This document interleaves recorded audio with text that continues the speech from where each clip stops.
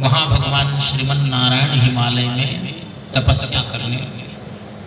तो जगदम्बा लक्ष्मी जो हैं उन्होंने देखा कि भगवान को धूप, ये बर्फ और ठंडा ये सब बाधित न करे, इसलिए बेर का पेड़ बनकर, वन बनकर, बगीचे के रूप में, पूरे वन के रूप में वो वहाँ पर फैल गए। उसको कहते हैं बदरी वन, बदरी का आश्रम। वहीं भगवान वेदव्यास भी आश्रम बनाकर निवास करते हैं, उनको कहते हैं बादरायण, बदरी वन में रहने वाले। देवर्षि नारद जी वहां गए तो वहां सनकादि संत मिल गए, वे सब सत्संग के लिए आए थे। सत्संगार्थम समायाता ददृशुष तत्र नारद। सनक, सनंदन, सनातन और सनत कुमार ये महात्मा मिल गए वहां। नारद जी ने इन महात्माओं को प्रणाम किया। नारद जी से ये लोग वरिष्ठ हैं और इन संतों ने देवर्षि नारद जी का अभिनंदन किया और उनकी उदासी का कारण पूछा। नारद जी ने भक्ति, ज्ञान, वैराग्य की बातें विस्तार से बता दी। क्या साधन है महाराज, उनसे भी पूछा। जब सामान्य संतों से पूछा था तो सनकादि आचार्यों से क्यों नहीं पूछते? पूछा क्या साधन है, क्या करना चाहिए। ज्ञान, वैराग्य, भक्ति के कष्ट की निवृत्ति के लिए, ज्ञान और वैराग्य के प्रबोधन के लिए क्या करना चाहिए? तो सनकादि आचार्यों ने कहा कि बड़ा आसान है, श्रीमद् भागवत सप्ताह यज्ञ करना चाहिए। नारद जी ने कहा मैं तैयार हूँ, बहुत जल्दी करना चाहिए, देर करने की जरूरत नहीं है। मैंने भक्ति को वचन दिया है, उसके पुत्रों को स्वस्थ करना बहुत आवश्यक है। लेकिन एक शंका है, एक प्रश्न है। प्रश्न क्या है?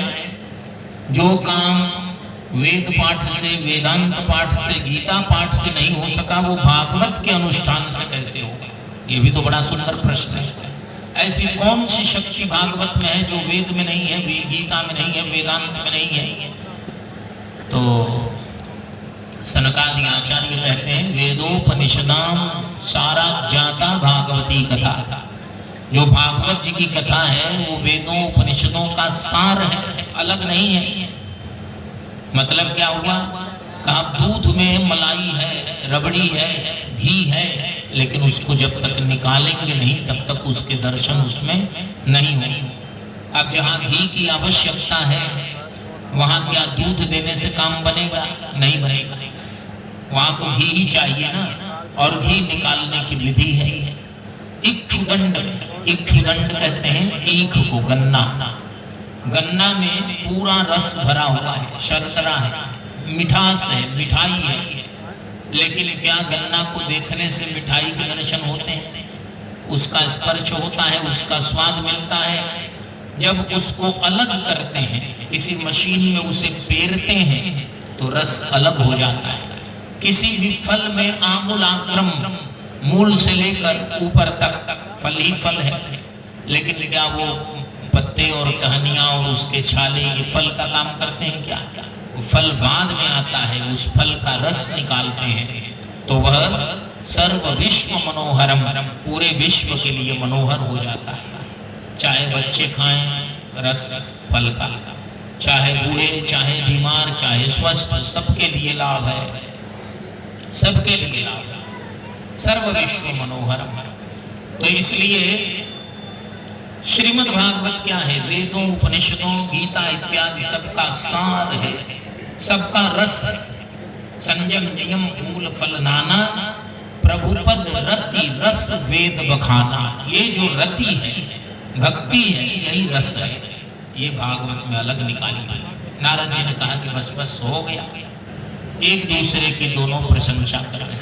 नारद जी कह रहे हैं कि महाराज आपने आज बहुत बड़ा काम कर दिया, आपने बता दिया, आप भक्ति, ज्ञान, वैराग्य सचेष्ट हो जाएंगे, कलिकाल के दोषों से मुक्त हो जाएंगे।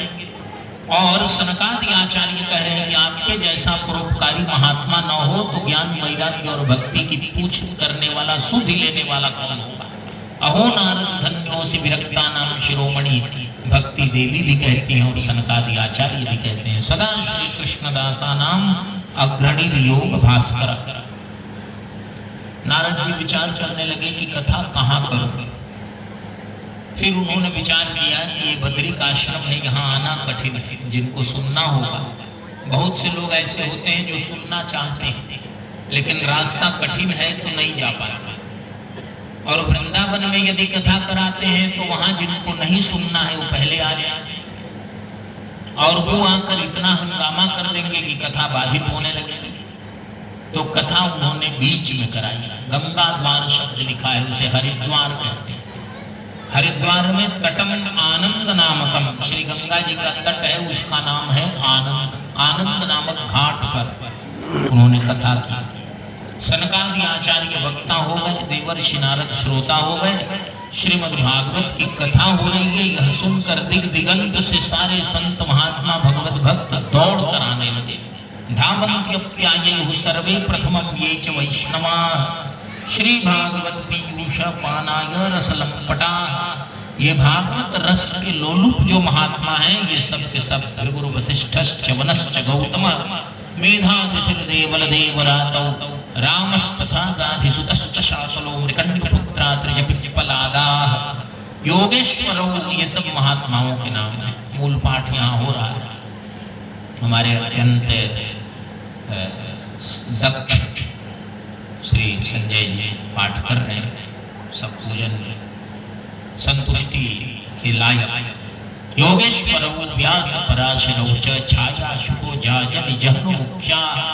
ये जितने महात्मा हैं ये सब जो गृहस्थ हैं अपने पुत्रों के साथ परिवार के साथ तथा परिवार के साथ सुननी चाहिए। आप सहित परिवार। मानस रामायण में केवट के प्रसंग में गोस्वामी जी ने कहा पूरे परिवार के साथ। सब चाहता है कि हमारा परिवार इकट्ठा रहे, हम वैकुंठ चले जाएं, परिवार ही छूट जाए तो न्याय होगा क्या। आप सहित परिवार। इसलिए सहपुत्र शिष्या, जो विरक्त हैं वो अपने शिष्यों के साथ, और जो गृहस्थ हैं वे शिष्यों के साथ भी और पुत्रों के साथ परिवार के साथ सपरिवार था। सारे लोग आ गए। मैंने कथा में निवेदन किया आरंभ में ही कि ये सब आ जाते हैं, सारे तीर्थ पर्वत नदियां खेत कुछ बाकी ही नहीं। जब सब आ गए 7 पंक्तियां बनाई गई, कौन कहाँ बैठे कैसे बैठे उसका पूरा विधिवत अनुशासन। और इसके बाद देवर्षि नारद श्रोता हैं, सनकादि आचार्य वक्ता हैं, कथा कहने लगे। 10 मिनट कथा उन्होंने कही। तभी लोगों ने देखा, एक बड़ा आश्चर्य हुआ। 10 ही मिनट कथा के हुए कथा का अर्थ केवल बताया है सनकादि आचार्यों ने। भागवत कथा का अर्थ क्या है। उसी समय आश्चर्यमेकं समभूत तदानीं तदुच्यते संशृणु सौनकत्वं भक्ति सुतौ तौ तरुणौ गृहीत्वा प्रेमैक रूपा सहसा विरासित श्री कृष्ण गोविंद हरे मुरारे नाथेति नामानि मुहुर्वदन्ति। एक बड़ा आश्चर्य हुआ। क्या आश्चर्य हुआ? कहा वही भक्ति देवी जो वृंदावन धाम में विषाद कर रही थी और अपने उन्हीं दोनों पुत्रों ज्ञान वैराग्य को, जो बड़े बूढ़े थे, निश्चेष्ट थे, कोमा में थे, अवचेतन थे, और उनको लेकर तीनों भक्ति ज्ञान और वैराग्य एक रूप में हो गए थे। तीनों तरुण हो गए थे। कथा हुई हरिद्वार में और प्रभाव कहाँ हुआ? वृंदावन में।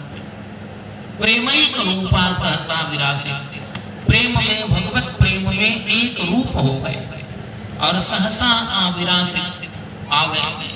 कैसे आ रहे हैं? नाचते गाते आ रहे हैं। ननर्त मध्ये त्रिकमेव तत्र भक्त्यादिनां नटवत् सुतेजसां भक्ति सुतौ तौ तरुणौ गृहीत्वा प्रेमैक रूपा सहसा विरासित। उच्च स्वर से संकीर्तन कर रहे हैं तीनों, श्री कृष्ण गोविंद हरे मुरारे नाथेति नामानि मुहुर्वदन्ति। अब ऋषियों ने पूछा कथम प्रविष्टा कथमागतेयं मध्ये मुनीनां इति तर्कयन्तः। ये कैसे आ गए? ये तो बीमार थे। हमने सुना था कि इन्हीं की स्थिति सुधारने के लिए, इनके स्वास्थ्य लाभ के लिए ये अनुष्ठान हो रहा है, और ये पहले ही ठीक हो गए। जब संकल्प सही होता है ना, मन की शुद्धि होती है, तो अनुष्ठान का फल तत्क्षण पड़ता है। सनकादि आचार्यों ने कहा कि कथार्थ तो निष्पतिता धुनेयम, कथा के अर्थ मात्र से इनकी निष्पत्ति हो गई। कथा के अर्थ में इतना बड़ा चमत्कार है कि उस अर्थ को ही किसी ने बढ़िया से समझ लिया तो फिर पूरी भागवत नहीं भी सुना, केवल एक कथा का अर्थ समझ लिया तो उतना ही फल मिल गया। भक्ति देवी ने प्रणाम किया सनकादि आचार्यों को। भगवान भवद्भिर अद्यैव कृतास्मि पुष्टा, आप लोगों ने मुझे आज पुष्ट किया और कथा के रस से कलयुग के सारे दोष समाप्त हो गए। यह आयुर्वेद का सिद्धांत है। आयुर्वेद में रस एक औषधि है। रस से हमारे रोग जो है वो जल जाते हैं, ऐसा पोषण आता है उससे।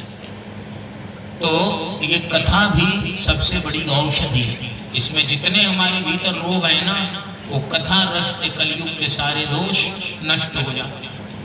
अब मैं आप लोगों से प्रार्थना करती हूँ, 4 वक्ता है ना, उनसे कहती है बहुवचन में, क्वाहम तो तिष्ठाम्यधुना ब्रुवन्, मैं कहाँ रहूं जहाँ रहने के बाद कलयुग के दोष पुनः हमें निशाना न बना सके, हमें छू न सके, फिर से हमें जला न सके।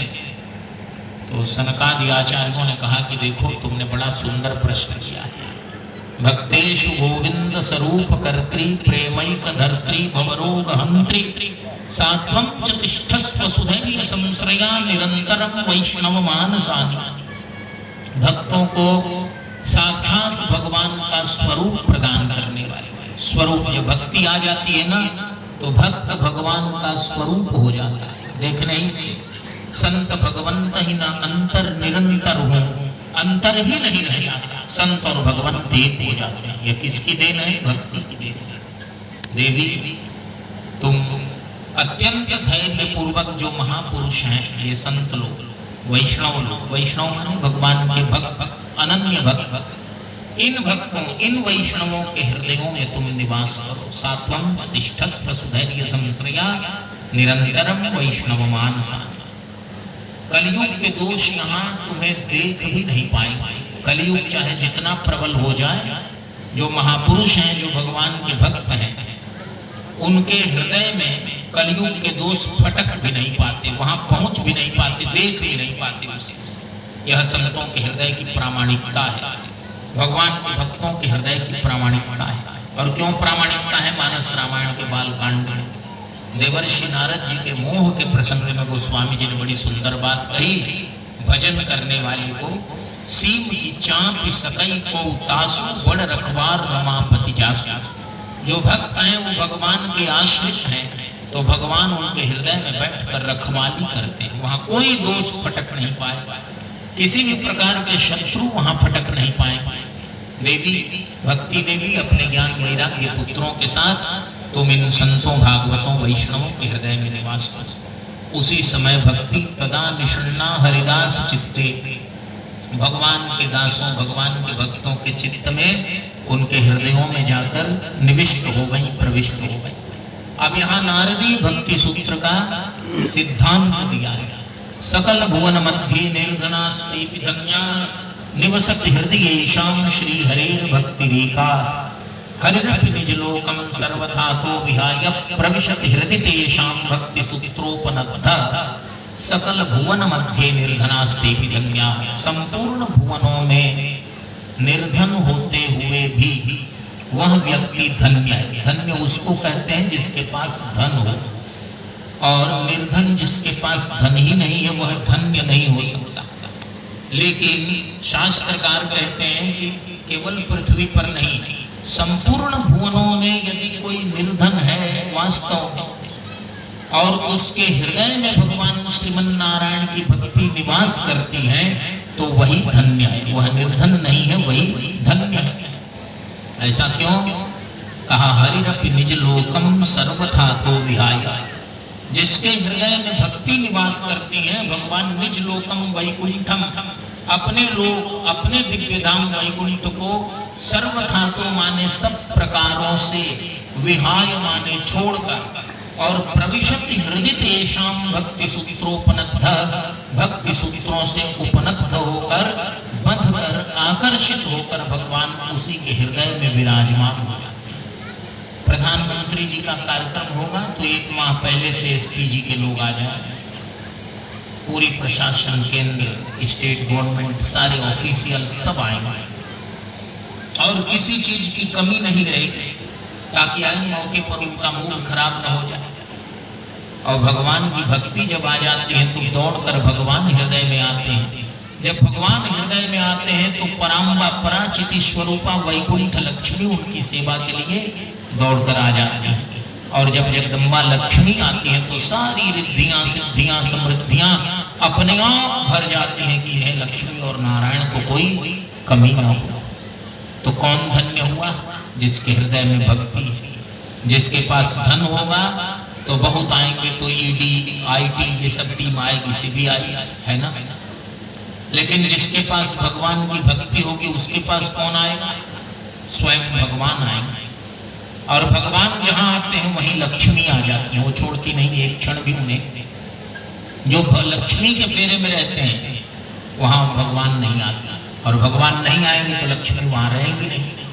लेकिन जो भगवान के फेरे में रहेंगे उनके पास लक्ष्मी अपने आप आएंगे। और जहाँ लक्ष्मी आती हैं वहाँ लक्ष्मी की जो दासियां हैं, रिद्धि सिद्धि समृद्धि ये सब भर जाती हैं। रिद्धि सिद्धि संपत्ति सुख नित्य नूतन अधिकार, बालकांड, मानस रामायण, ये सब नित्य नूतन अधिकार। इसलिए भगवान की भक्ति हृदय में रखनी चाहिए। भक्ति की महिमा है। भक्ति युक्तम कथानकम, ये पहली कथा है महात्मा की। अब मेरी घड़ी में 8 बज रहे हैं, तो क्या करें, छोड़ दें? मैंने कहा था कि महात्मा पूरा कर दें, छोड़ दें, ठीक है, थोड़ी देर, क्योंकि आज का काम आज पूरा हो जाएगा तो फिर कल और आगे बढ़ेगा। दूसरी कथा बड़ी महत्वपूर्ण है, ये भी महत्वपूर्ण थी। ये महत्वपूर्ण है कि इस कथा से भगवान की भक्ति मिलती है। लेकिन भगवान की भक्ति मिलती है तो क्या क्या मिलता है आपको मैंने निवेदन कर दिया, बता दिया। लेकिन भगवान की भक्ति के बाद मन की शुद्धि कैसे हो, हमारे जीवन के जो दोष हैं, पाप ताप हैं, वो कैसे दूर हो। तो दूसरी कथा जो महात्मा की है उसको कहते हैं यस्य श्रवण मात्रेण पाप हानि प्रजायते, जिसके सुनने मात्र से पापों की हानि होती है, पाप नष्ट होते हैं। प्रश्न पूछा, पूछने वाले तो पूछेंगे। उन्होंने प्रश्न पूछा कि महाराज भक्ति ज्ञान वैराग्य के जीवन में संकट आए और भागवत की कथा हुई तो वे ठीक हो गए। अच्छे लोगों के जीवन में संकट आते हैं और कथा से, यज्ञ से, अनुष्ठान से, सत्संग से वे ठीक हो जाते हैं।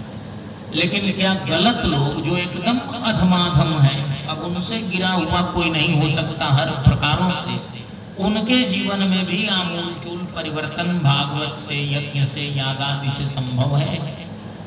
तो इसका उत्तर दे रहे हैं सनकादि आचार्य। ये मानवाः पापकृतस्तु सर्वदा सदा दुराचार रता विमार्गदाः क्रोधाग्निदग्धाः कुटिलाश्च कामिनः सप्ताह यज्ञेन कलौ पुनन्ति ते। कई प्रकार के दोषों को गिनाया और कहा इस कलयुग में सप्ताह यज्ञेन कलौ पुनन्ति ते, एक सप्ताह यज्ञ करने से कलिकाल में वे पवित्र हो जाते। उदाहरण बिना प्रमाण के हमारे यहाँ कोई बात नहीं है, ये सब इतिहास। इतिहासम पुरातनम, कैसा पुराना इतिहास है? कहा तुंगभद्रा नदी के तट पर एक उत्तम नामक नगर था। तुंगभद्रा हमारे देश की नदी है। भागवत के 5वें स्कंध में भी उसका वर्णन है, 11वें स्कंध में भी वर्णन है। और उस नदी के तट पर एक उत्तम नगर है। उस नगर में चारों वर्णों के लोग, 4 वर्ण होते हैं, ब्राह्मण, क्षत्रिय, वैश्य और शूद्र। ये चारों वर्णों के लोग निज निज धर्म निरत श्रुति रीति अपने अपने वैदिक धर्म के अनुसार, वैदिक रीति के अनुसार अपने अपने कर्मों का पालन कर रहे हैं।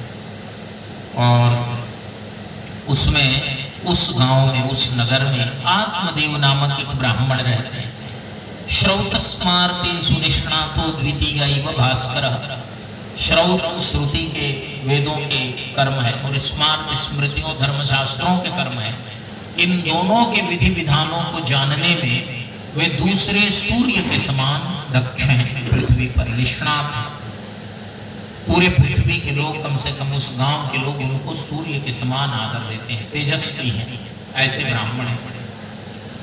वे शास्त्र का स्वाध्याय करने वाले, सत्संग प्रवचन करने वाले हैं। और उनकी जो पत्नी है वो लोक वार्ता रता क्रूरा प्रायशो बहुजल्पिका, उनकी पत्नी का नाम है धुंधुली।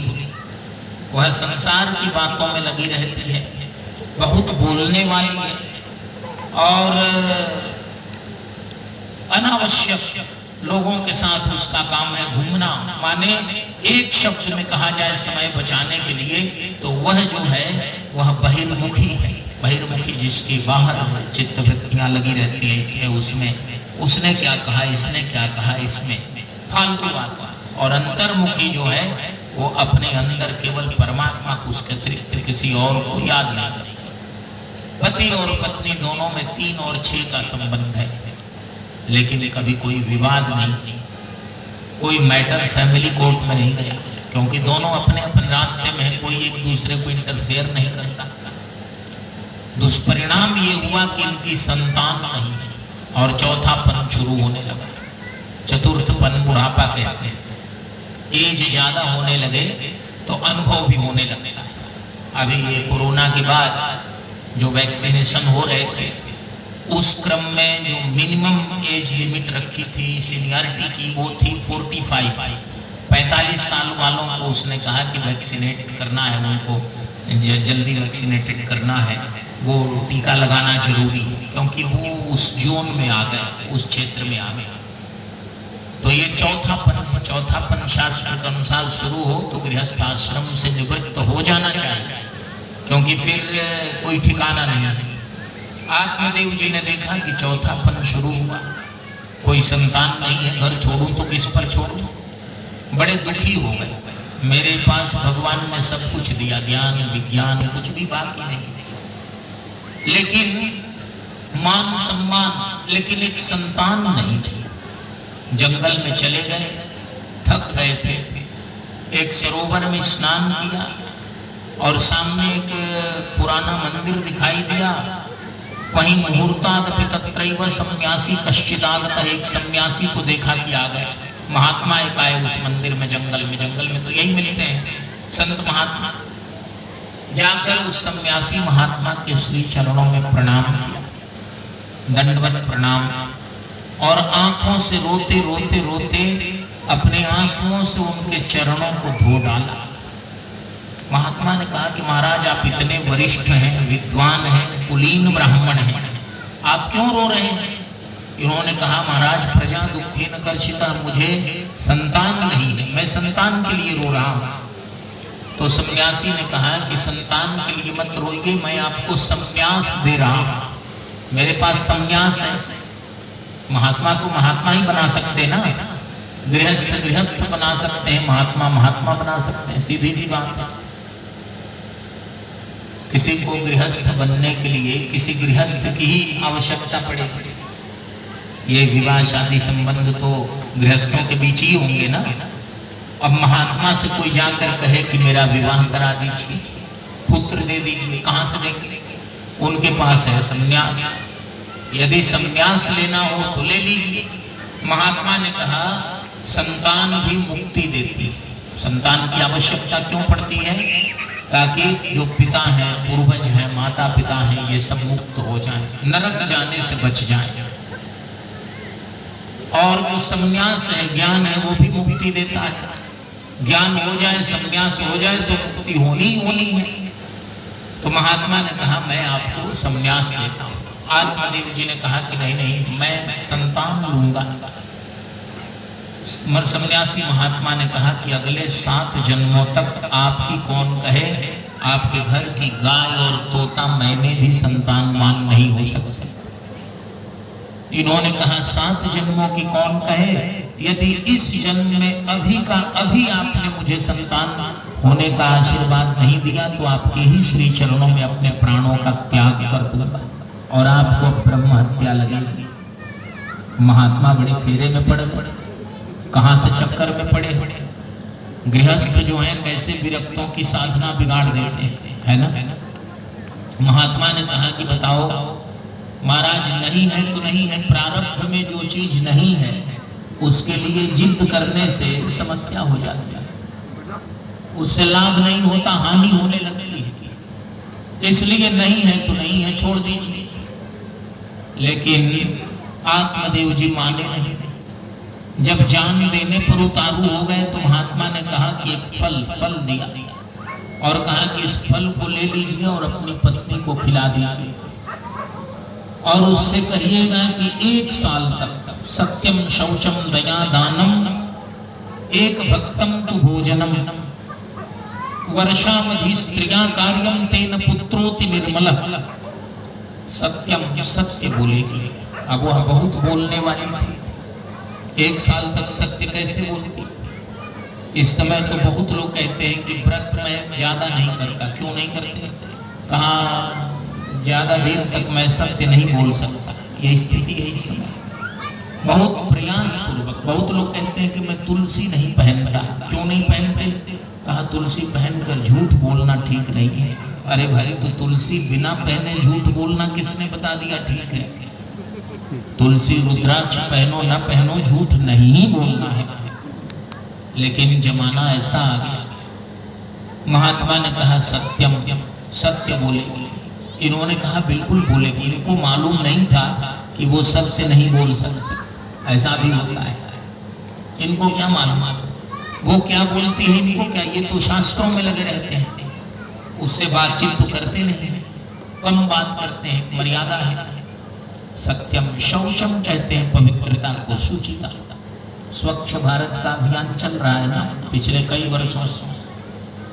तो ये स्वच्छ बाहर है, बाहर की स्वच्छता, लेकिन अंदर और बाहर दोनों स्वच्छ हो, मनोमालिन्य न हो, मन में किसी प्रकार की मलिनता न हो, उसका नाम है शुचिता। ये धर्म का लक्षण है। शौचम इंद्रिय निग्रह धर्म के लक्षणों में। तो सत्यम शौचम, सत्य बोले, पवित्र रहे। ये नहीं कि ऊपर से बहुत पवित्र हैं और अंदर से सोच रहे हैं किसका गला रेत दे। कुछ लोग रेतते हैं ना, ऐसा भी। तो ये तो पवित्रता नहीं, शुचिता नहीं। और दया दानम, तीसरा गुण है दया, अन्यों पर दया रखना। अकारण जिसको देखें तो हमारे भीतर पहली भावना और अंतिम भावना जो हो, कौन सी भावना हो? दया की भावना। और इसके बाद दानम, किसी को मांगना न पड़े, चेहरा देखते ही अनुभव हो जाए कि इसको क्या चाहिए, वो उसको स्वयं वो दे दे। ये दानम है। इतने दैवीय गुण हैं। और कुछ तप भी करना पड़ता है। वह तप क्या है? कहा एक भक्तम तो भोजनम, 24 घंटे में एक ही अन्न एक बार खाना, केवल खीर खाकर। वर्षावधि स्त्रियां कार्यम तेन पुत्रोति निर्मल, 1 वर्ष तक आपकी स्त्री इस तरह से काम करेगी तो आपका पुत्र बड़ा निर्मल होगा, योगी होगा, बहुत अच्छा होगा।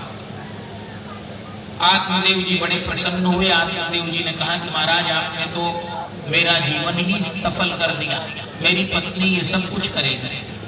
लेकिन फल ले जाकर जब अपनी पत्नी को उन्होंने दिया, पत्नी ने कहा कि मैं खा लूंगी। इन्होंने भी विश्वास किया, हट गए। उसने अपनी सखी को बुलाया, उसी नगर में रहती थी, और उससे विचार किया। और एवं कुतर्क योगे न तत्फलम नैव भक्षितम, कई प्रकार का कुतर्क कर रही है। क्या फल खाने से पुत्र होता है? उसकी सखी ने कहा खाकर देखो। कहा नहीं, यदि सचमुच होने लगे तो भी दिक्कत होगी। तो उसने तय किया कि मैं पुत्र के बदले में धन दे दूंगी और तुम पुत्र मुझे दे देना। उसने अपने होने वाले पुत्र को इसे देने का वचन दे दिया। अब इस फल का क्या करें? कहा इसे गाय को खिला दिया। फल गाय को खिला दिया गया, छुट्टी हो गई। न साल भर सत्य बोलना है, न एक अन्न खाना है, काम खत्म। इसके बाद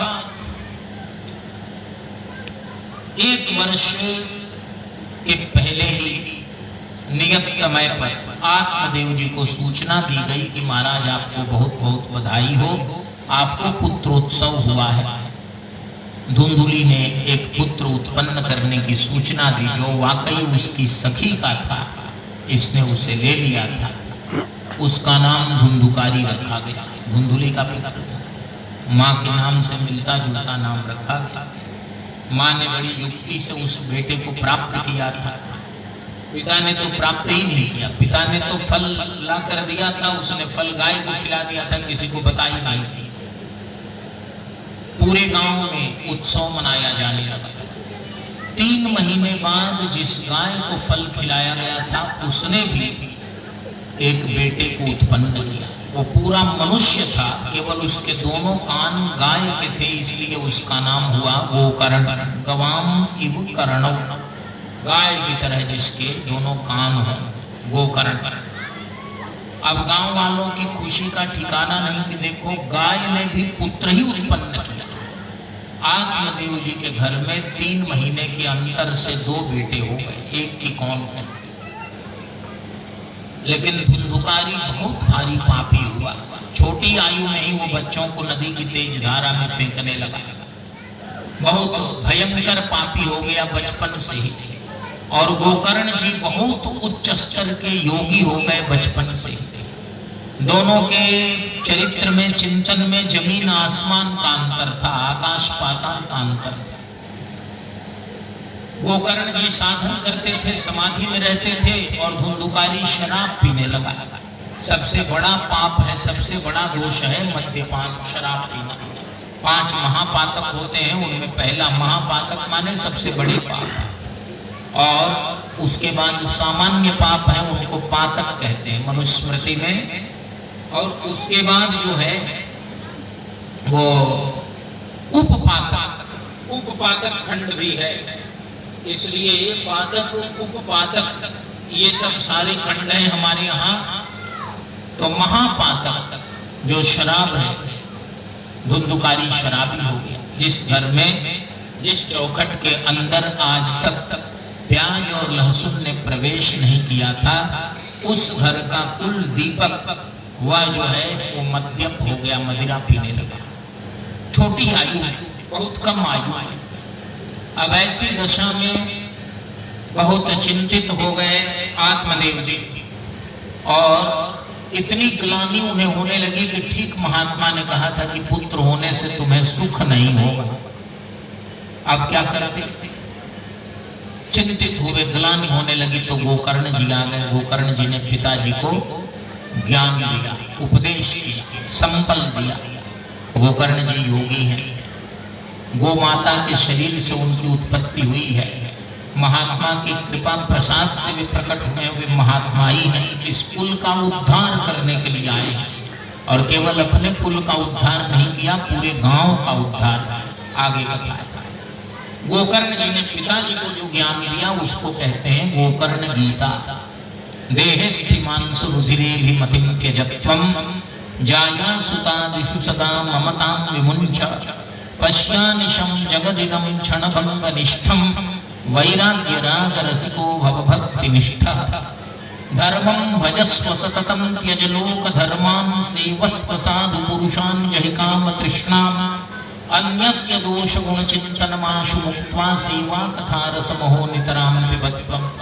पिताजी, जिस शरीर में आपकी अहमता और ममता है, अहमता माने अहम भाव, अहंकार, ये मैं और ये मेरा, यही अहमता और ममता है। ये मैं और ये मेरा, ये मेरे लोग, ये मेरे बेटे, ये मेरी बेटी, ये ममता है। उस शरीर में वास्तव में क्या है? कहा उसमें अस्थि माने हड्डियां, देह में क्या है? हड्डियां हैं। मांस है, रुधिर माने खून है, यही तो है। इसी में ममता लगी है। कट जाए, फट जाए, जल जाए, कैसा लगेगा? कुछ नहीं। शरीर नश्वर है, क्षणभंग, क्षणभंगुरता है इसमें, एक क्षण में ही टूट फूट जाने वाला है। पश्यानिशं जगदिदं क्षणभंगनिष्ठं, एक क्षण में ही यह शरीर नष्ट हो जाने वाला है। इसी शरीर को हम अपना अपना अपना, यह मैं और यह मेरा, यही मानने में हम बेचैन हैं। अरे पश्यानिशं जगदिदं क्षणभंगनिष्ठं जाया सुतादिषु सदा ममतां विमुञ्च। जिसे आप पत्नी मानते हैं, पुत्र मानते हैं, इसमें जो ममता आपकी है इसको छोड़ दीजिए। क्यों छोड़ दीजिए? क्योंकि अंत में ये सब आपको छोड़ देंगे। अंतहु तो ही तजेंगे पामर, तू न तजय अबही ते। सुत बनिता जान स्वारथ रथ, न करु नेह सबही ते। अंतहु तो ही तजेंगे पामर, तू न तजे अबही ते। मन पछितई है अवसर बीते। अवसर बीत जाएगा तो मन में पछताने के अतिरिक्त कुछ और हाथ नहीं आएगा। जिस दुनिया को हम अपना अपना अपना करके अपनाए हुए हैं, ये सब हमें छोड़ देंगे और यमदूत यहाँ से घसीट कर ले जाएगा। तू न तजाए अबही। वैराग्य राग रसिको भव भक्ति निष्ठ। वैराग्य के राग में रच पच जाएगी। एक ही राग संसार में है, संसार से लेने लायक, वो है वैराग्य। वो नहीं आया तो संसार बेकार चला गया। और भगवान की भक्ति में निष्ठित हो जाइए। परिवार में निष्ठित मत रहिए, लोक निष्ठा मत रखिए, भगवान की भक्ति में निष्ठित हो जाइए। धर्मम भजस्व सततम त्यज लोक धर्मान। संसार के समस्त धर्मों को छोड़कर, ये दायित्व वो कर्तव्य, और ये छोड़कर क्या कीजिए, परम धर्म भगवान श्रीमन नारायण का ही भजन कीजिए। सेवस्व साधु पुरुषान जहि काम तृष्णा। बड़े बड़े संतों, भागवतों, वैष्णवों का सेवन कीजिए, महापुरुषों का सत्संग कीजिए, लेकिन कैसे कीजिए, जहि काम तृष्णा। काम और तृष्णा छोड़कर। एक साधु की संगति आपने की थी, जिसके कारण मैं आया, गोकर्ण जी कह रहे हैं, लेकिन उस समय आपके मन में कामना थी कि पुत्र हो जाए, तृष्णा थी, इच्छा थी, उसका परिणाम है धुंधुकारी आ गया। सेवस्व साधु पुरुषान जहि काम तृष्णा। अन्यस्य दोष गुण चिंतन माशु मुक्त्वा, सेवा कथा रसमहो नितराम पिबत्वम।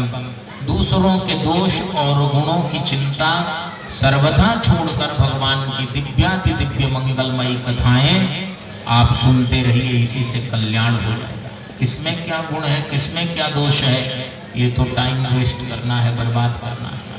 फिर उतनी देर तक भगवान के एक एक श्लोकों, एक एक चौपाइयों पर चिंतन करें, अनुसंधान करें, तो मन में इतनी प्रसन्नता आती है, उसको दुनिया की कोई दूसरी वस्तु उसको बराबर उसकी नहीं कर सकती, उसकी सब्स्टिट्यूट नहीं हो सकती। ऐसा है। एवं सुतोक्ति वशतोपि गृहम विहाय। अपने बेटे की इस वाणी के वशीभूत होकर आत्मदेव जी उसी समय घर से निकल गए और वन में चले गए। वन में जाकर उन्होंने मन को स्थिर किया। अब मन किसी और में नहीं लगा। स्थिर मति गत 60 वर्ष, 6 वर्ष तक, 6 वर्ष आयु उनकी थी, और 6 वर्षों तक उन्होंने प्रतिदिन भगवान श्रीमन नारायण की पूजा की शालग्राम की। और श्री कृष्ण मापनियतम दशमस्य पाठात्, भगवान श्री कृष्ण को उन्होंने प्राप्त किया, सशरीर प्राप्त किया, शरीर के साथ। प्रतिदिन 10वें स्कंध श्रीमद् भागवत का पाठ करते थे। प्रतिदिन 10वें स्कंध का पाठ और भगवान की पूजा। इसका परिणाम 10वें स्कंध में भगवान श्री कृष्ण की लीलाएं, वही भागवत का हृदय, उसी का पाठ। आत्मदेव जी भगवान के दिव्य धाम में गए। धुंधुली जो है वो धुंधुकारी के उपद्रवों से पीड़ित होकर, दुखी होकर घर के कुएं में ही कूद गई, गिर गई, समाप्त हो गई। और धुंधुकारी इतना भयंकर उपद्रव करने लगा, उसी घर में उसने बाजार से उल्टा स्त्रियों को लाकर रख दिया था, शराबियों को जमा दिया था। उन उल्टा स्त्रियों ने उसे घर में ही आग से जलाकर, जलती दशा में ही उसके मुंह में आग की जलती लकड़ी की लुकाठी, आग जला जलाकर ठूस ठूस कर उसके जिंदा शरीर को ही जला डाला। जीवित जब था धुंधुकारी तो प्रेत था, डुप्लीकेट, और जब मृत हुआ तो ओरिजिनल प्रेत हो गया। घर एकदम खंडहर हो गया। गांव वाले उस गली में भी डर से नहीं आते थे। गोकर्ण जी तीर्थ में थे, वहां ध्यान करने बैठे तो देखा कि पिताजी, माताजी और भैया धुंधुकारी, अब हमारे कुल में ये 3 ही थे, तीनों समाप्त हो गए। तीनों के लिए विभिन्न तीर्थों में उन्होंने श्राद्ध किए। श्राद्ध करना आवश्यक है और ध्वदयी कृत्य है। काशी जी में पिशाच मोचन में किया, दशाश्वमेध घाट पर किया, त्रिवेणी के तट पर प्रयागराज में किया, सप्त सरोवर गंगा जी के घाट पर हरिद्वार में किया, ब्रह्म कपाली अलकनंदा के तट पर श्री बद्री नारायण में किया, और लौटते समय प्रेत तीर्थ पितृ तीर्थ है पृथ्वी का, वो है गया धाम, गया जी में भी श्राद्ध किया। उसके बाद अपने गांव की ओर से जा रहे थे, जन्मभूमि का दर्शन हुआ तो प्रणाम किया। शास्त्र का वचन है कि जन्म देने वाली माँ का दर्शन हो और जन्मभूमि का दर्शन हो तो 7 जन्मों के दोष कट जाते हैं और 7 जन्मों के भाग्य उदित हो जाते हैं, पुण्य उदित हो जाते हैं। जननी जन्मभूमिश्च स्वर्गादपि गरीयसी। श्रीमद् रामायण माने मूल रामायण वाल्मीकि रामायण में भगवान श्री राम भद्र का वचन है, अपि स्वर्णमयी लंका न मे लक्ष्मण रोचते, जननी जन्मभूमिश्च स्वर्गादपि गरीयसी। ये दोनों स्वर्ग से भी बड़े हैं, इसलिए जन्म देने वाली माँ और जन्मभूमि। गोकर्ण जी महाराज ने साष्टांग प्रणाम किया और चले गए। उसी खंडहर जंगल जैसा हो गया था आंगन उनका, एक टूटी चारपाई को किसी तरह से व्यवस्थित करके रात बितानी है, और जो उस चारपाई पर बैठे कोई आता जाता नहीं था, जो बैठकर भगवान का ध्यान करने लगे रात्रि प्रथम प्रहर में, त्यों कभी सुअर की, कभी बाघ की, कभी कुत्ते की, विभिन्न, कभी गधे की विभिन्न आकृतियां दिखाई देने लगे। गोकर्ण जी ने समझ लिया कि ये कोई अधोगति को प्राप्त जीव है, कोई प्रेत है। पूछा तुम कौन हो, तो उसने ऐसे किया माने जल चाहिए, ये पूरी गर्दन गला जल रहा है। गोकर्ण जी ने अपने कमंडल से जल निकाला, भगवान के नामों से मार्जन करके उसे दिया। अब उसमें बोलने की शक्ति आई। उसने कहा अहम भ्राता त्वदीयोस्मि धुंधुकारीति नामतः स्वकीय नैव दोषेण ब्रह्मत्वं नाशितम मया। भैया गोकर्ण, मैं तुम्हारा भाई धुंधुकारी हूँ। अपने ही किए कर्मों कुकर्मों के कारण मैंने ब्राह्मणोचित शील का नाश किया और आज मैं प्रेत बनकर भटक रहा हूँ। शास्त्रों में लिखा है कि एक बार यदि कोई प्रेत योनि में गिर गया तो 1000 वर्षों तक उसका उद्धार नहीं होता। कहीं 60,000 भी कहा है, लेकिन 1000 वर्ष मिनिमम आयु है प्रेतत्व की, और भयंकर पीड़ा उसमें है, सामान्य नहीं। मुझे जल्दी इससे मुक्त करो। धुंधुकारी ने ऐसी प्रार्थना की तो गोकर्ण जी ने कहा कि मैंने तुम्हारी मुक्ति के लिए विभिन्न तीर्थों में और अंत में गया जी में भी श्राद्ध किया है। उसने कहा गया में 100 श्राद्ध करने पर भी मेरी मुक्ति नहीं होगी। क्यों? कहा मैं इतना भारी पापी हूँ कि 100 बार श्राद्ध करने के बाद भी शायद मेरे पाप अधिक रहे, पुण्य कम हो। और एक व्यक्ति जीवन में 100 बार श्राद्ध कर नहीं पाए, क्योंकि 100 कुल आयु है, उसमें 20 वर्ष के बाद ही श्राद्ध करने की स्थिति होगी और 80 तक ही होगी। तो कुल मिलाकर एक व्यक्ति प्रति वर्ष श्राद्ध करे तो भी 60 बार ही कर पाएगा ना, कहां से करेगा उसके बाद?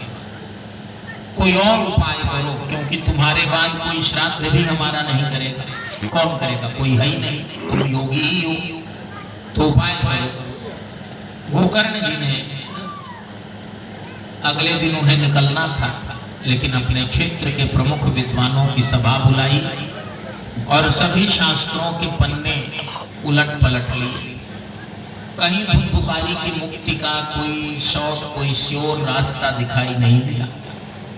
तब भगवान सूर्य एक पैर पर खड़े होकर गोकर्ण जी ने भगवान सूर्य की स्तुति की और भगवान सूर्य ने उपदेश दिया कि श्रीमद् भागवत सप्ताह यज्ञ करो, बस उससे धुंधुकारी मुक्त हो जाए। वहाँ भक्ति ज्ञान वैराग्य के लिए सनकादि आचार्यों का उपदेश और यहाँ धुंधुकारी जैसे अधमात्मा के लिए भगवान सूर्य का उपदेश। वैष्णवम ब्राह्मणम मुख्यम श्रोतारम परिकल्पसा। अपने क्षेत्र के एक प्रमुख वैष्णव ब्राह्मण को प्रमुख श्रोता बनाकर गोकर्ण जी महाराज ने प्रथम स्कंधतः स्पष्टम आख्यानम धेनुजो करो। प्रथम स्कंध से ही बड़े सुस्पष्ट शब्दों में और कथा कहने लगे। पूरा गांव सुन रहा है। लेकिन प्रधान श्रोता किसको बनाया? एक भगवत भक्त वैष्णव ब्राह्मण सदाचारी। ब्राह्मण किसी के निमित्त संकल्प ले सकता है। ब्राह्मण के कथा श्रवण से पूरे लोक का उपकार हो सकता है। इस प्रसंग से यही बात समझ में आती है। अब धुंधुकारी बांस में आकर बैठा है, गांव भर के लोग सुन रहे हैं। एक सूखे बांस में वो है, ठूंठ में, उसकी 7 गांठें हैं और उन गांठों में धुंधुकारी बैठा है। पहले दिन की कथा पूरी होती है तो बांस की एक गांठ फट जाती है, दूसरे दिन दूसरी, ऐसे ही सप्तक ग्रंथि विभेदनम, 7 ग्रंथियां 7 गांठें हैं, ये खुल जाती है ना तो हम मुक्त हो जाते हैं। धुंधुकारी धीरे धीरे स्टेप बाय स्टेप प्रतिदिन मुक्त हो रहा है।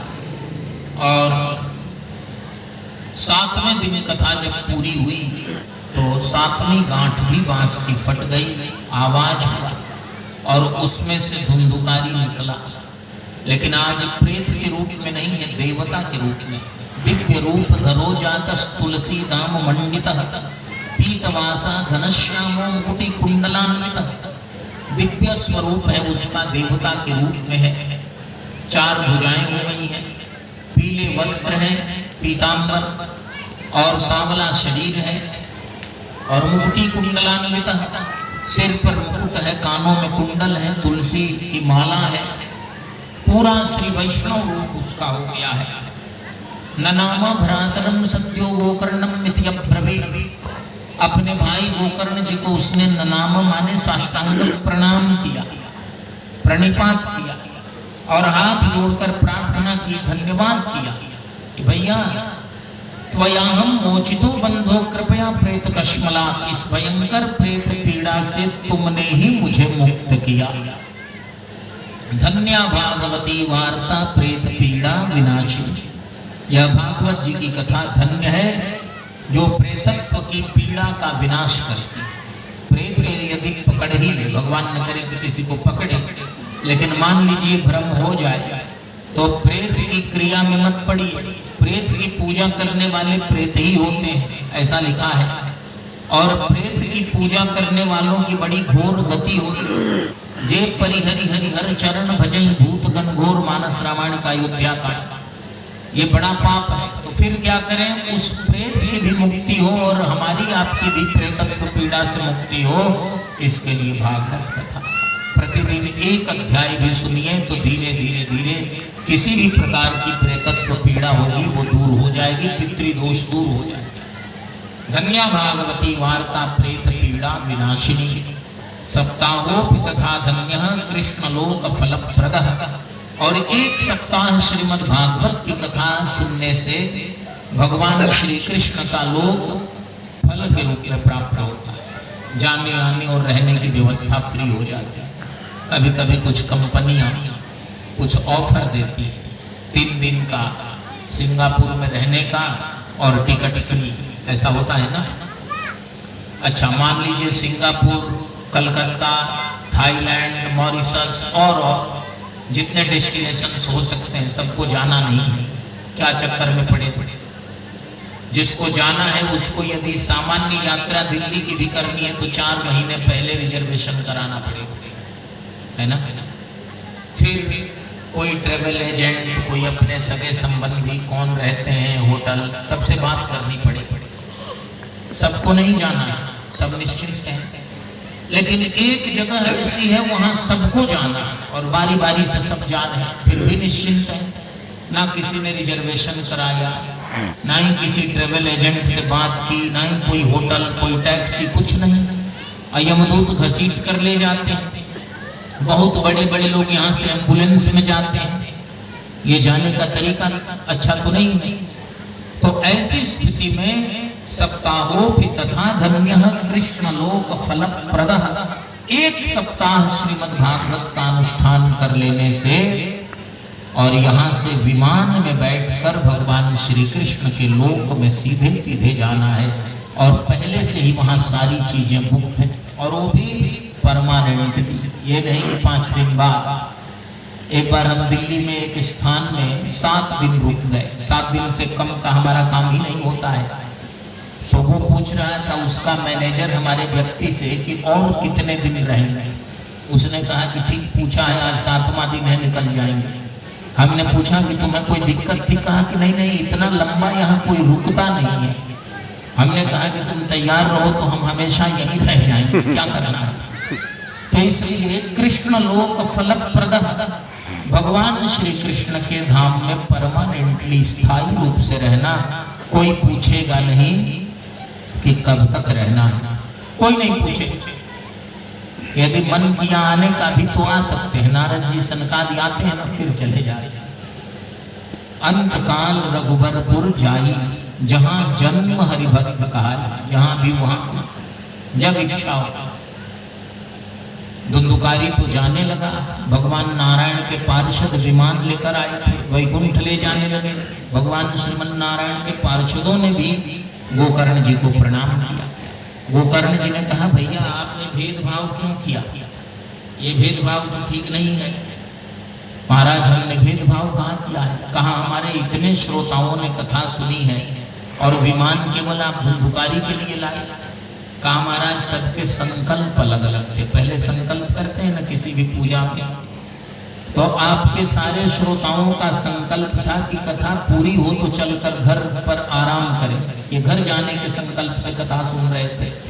धुंधुकारी का कोई घर था नहीं, उसने सोचा कि कथा पूरी हो तो मैं चलकर वैकुंठ भगवान का दर्शन करूं। जिनकी कथा हो रही है उनका दर्शन करूं। जो संकल्प हमारे मन में होता है वही फल मिलता है। श्रवण करने की अलग अलग विधि है। कोई अन्य मनस्क ढंग से श्रवण कर रहा है, कोई बहुत रुचि लेकर कर रहा है। श्रवणस्य विभेदेन फल भेदोत्र संस्थितः, श्रवणं तु कृतं सर्वैर्न तथा मननं कृतं। महाराज श्रवण करने के भेद से भी फल का भेद हुआ। सबने सर्वैः श्रवणं कृतं किंतु न तथा मननं कृतं यथा धुंधुकारिणा कृतं। जैसे धुंधुकारी ने श्रवण के बाद मनन किया, उस प्रकार आपके किसी श्रोता ने मनन नहीं किया। सुनने के बाद फिर अपने को सुनाइए, बार बार दोहराइए, उसके विषयों की समीक्षा कीजिए, क्या क्या हमें उतारने की आवश्यकता है, इस पर प्रकाश डालिए। गोकर्ण जी ने कहा छोड़ो, मेरे लिए विमान क्यों नहीं लाए? तो भगवान नारायण के पार्षदों ने कहा कि आपके लिए विमान लाने के अधिकारी हम नहीं हैं। आपको जिस दिन जाना होगा उस दिन वे स्वयं आएंगे और आपको विमान में बैठाकर अपने से ले जाएंगे। रस प्रवाह संस्थेन श्री शुके नेरिता कथा, कंठे संपद्यते येन स वैकुंठ प्रभुर्भवे। ये कथा जिसके कंठ से संबद्ध हो जाती है वह वैकुंठ का स्वामी होता है। वैकुंठ नाथ स्वयं आकर उसे ले जाते हैं। गांव वालों ने धुंधुकारी की दशा देखी और तब देखा कि हम लोग किस तरह से सिलेंडर के लिए परेशान थे पिछले साल। तो गांव वालों ने गोकर्ण जी से आग्रह किया कि भगवान एक बार फिर से कथा सुनानी होगी। हम लोग भी धुंधुकारी की तरह ही विमान में बैठकर जाएंगे। विमान में हमें जाना है बैठकर वैकुंठ, हम यहाँ रुकेंगे नहीं और यह काम केवल आप ही से हो पाए। तो दोबारा गोकर्ण जी ने अपने गांव वालों पर कृपा करके श्रावण के महीने में फिर से कथा कही। कथा मोचे तथा पुनः और सप्तरात्रवतीं भूयः। कथा 7 दिन 7 रात्रियों तक ये यज्ञोत्सव चलता रहा। 7वें दिन जब कथा पूरी होने लगी तो विमानैः सह भक्तैश्च हरिर आविर्बभूवः। आकाश में बड़े बड़े विमान मंडराने लगे, पुष्पों की वृष्टि होने लगी। भक्तों के साथ भगवान श्रीमन नारायण आविर्भूत हो गए। आविर्बभूव, आविर्भूत प्रकट हो गए। कोई शंख ध्वनि, पांचजन्य शंख भगवान ने भी बजाया। पहले भक्त लोग बजा रहे हैं, शंख ध्वनि हो रही है, जय ध्वनि, जय घोष हो रहा है, नमः शब्द का घोष हो रहा है। और इसी में भगवान उतरे। भगवान ने गोकर्ण जी को समालिंगित कर लिया, गले लगा दिया। अब लोगों ने देखा कि गोकर्ण जी और भगवान एक रूप दिखाई दे, दोनों दो रूप में नहीं है, सारूप्य मुक्ति से है। वक्ता नारायण और ये वक्ता गोकर्ण। व्यासाय विष्णु रूपाय व्यास रूपाय विष्णवे। वक्ता और नारायण एक होते हैं, एक रूप। जैसे दंडी स्वामी होते हैं वो भी नारायण स्वरूप माने जाते हैं, दंडक ग्रहण मात्रेण नरो नारायणो भवे। उसी तरह जो वक्ता है वह और भगवान एक रूप। गोकर्ण जी को विमान में भगवान ने बैठाया और जितने गांव वाले थे, माने उसमें केवल मनुष्य नहीं, स्त्री पुरुष छोटे बड़े बूढ़े बच्चे नहीं, यहाँ तक कि मच्छर मक्खियां छिपकलियां कोई प्राणी उस गांव का नहीं बचा, सब विमान में बैठे। अयोध्या वासिनः पूर्वं यथा रामेण संगता तथा कृष्णेन ते नीता गोलोकम योगी दुर्लभम। पूर्व काल में जैसे अयोध्या के सारे लोग भगवान श्रीमन नारायण श्री राम भद्र के साथ दिव्य साकेत धाम में पधारे, तथा कृष्णेन ते नीता, उसी प्रकार भगवान श्री कृष्ण के द्वारा वे सब के सब दिव्य गोलोक धाम में पहुंचाए गए, लाए गए, जो बड़े बड़े योगियों के लिए भी दुर्लभ है। गोलोकम योग दुर्लभम। अब उस लोक का वर्णन किया है जहाँ सोम की, सूर्य की, सोम माने चंद्र, अग्नि की, इनकी गति नहीं है, बड़े बड़े सिद्धों की गति नहीं है, और वहां पर वे सब कैसे चले गए? कहा श्रीमद् भागवत कथा के बल पर चले गए। इस आख्यान को, आख्यान में तत् परमं पवित्रम, इस परम पवित्र आख्यान को जो सुनता है एक बार, अब इस आख्यान का फल सुनिए। पहले तो पाप की हानि होती है, दूसरा आख्यान माने कथा, दूसरा वैकुंठ की प्राप्ति, भगवान की प्राप्ति, भागवतों की प्राप्ति, भगवान के भक्तों की प्राप्ति, उनके पार्षदों की प्राप्ति होती है, तीसरा ब्रह्मानंद की प्राप्ति होती है। इस कथा को चित्रकूट धाम में शांडिल्य महर्षि मुनीश्वर लिखा है, शांडिल्योपि मुनीश्वरः पठते चित्रकूटस्थो, श्री चित्रकूट में स्थित होकर और शांडिल्य मुनीश्वर, शांडिल्य महर्षि इस आख्यान का पाठ कर रहे थे तो ब्रह्मानंद परिप्लुता, ब्रह्मानंद में निमग्न हो गए।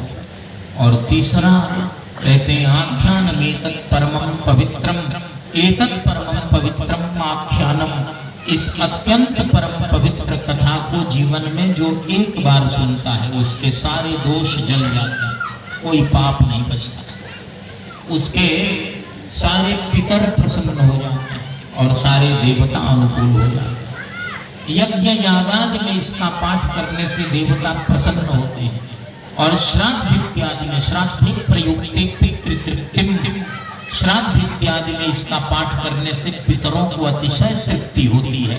इसलिए इस कथा को जरूर सुनना चाहिए, समझना चाहिए। तो ये इसकी फलश्रुति है। अब एक अध्याय में विधि बताई गई है, कैसे कथा करनी चाहिए, कैसे सुननी चाहिए, कैसे अनुष्ठान का दिन रखना चाहिए, किस प्रकार की शुद्धि चाहिए, और ये बाकायदा क्या खाना चाहिए, ये भी एक प्रश्न है। और इसलिए यहाँ लिखा है, बहुत से लोग ऐसा करते हैं। मैं एक जगह कथा कह रहा था, वहाँ श्रीधाम वृंदावन से एक सज्जन आए थे पाठ करने के लिए, तो उनको लोग फलाहार पर रखते थे तो वे परेशान थे। उन्होंने मुझसे कहा, मैंने कहा कि भाई आप तो पहले आए हैं, मैं विधि बता देता हूँ। भोजनम तो वरम मन्ये, भोजन करना श्रेष्ठ है यदि कथा सुनने में वह सहायता करे, और भोजन करना श्रेष्ठ नहीं है यदि कथा सुनने में वह विघ्न करे। शुद्ध सात्विक, इस समय बहुत से लोग डायबिटिक हैं, बहुत से लोगों के शरीर में कई प्रकार के कॉम्प्लिकेशंस हैं, तो ऐसा नहीं कि उपवास के नाम पर, कथा के नाम पर बीमारियों की चपेट में आ जाए। जितना आसान हो उस प्रकार से कथा सुनना और कहना चाहिए। कथा सुनना मूल है और सात्विक आहार में कहीं दोष हमारे यहाँ नहीं है। तो एक बात है, समय नहीं है इसलिए अब मैंने ये विधि है, इस विधि का मैंने वर्णन किया। और इस विधि के बाद किस प्रकार कथा के बाद गृहस्थ के यहाँ पूर्णाहुति हो, विरक्त के यहाँ गीता पाठ हो, जिसके यहाँ हवन की सामग्री नहीं है वो गीता जी का पाठ करे, और गृहस्थ के यहाँ हवन की सामग्री है तो वह भंडारा करे, पुस्तक का दान करे, ब्राह्मण की पूजा करे, आत्मनिवेदन, ये तो भक्ति है ना। तो ये सब विधियां बताई हैं। इसके बाद पहला स्कंद भागवत का पहला अध्याय, उसका पहला श्लोक, बस उसको सुनाकर भागवत में आज प्रवेश हो गया। अब कथा यहाँ पूरी हो जाएगी। जन्माद्यस्य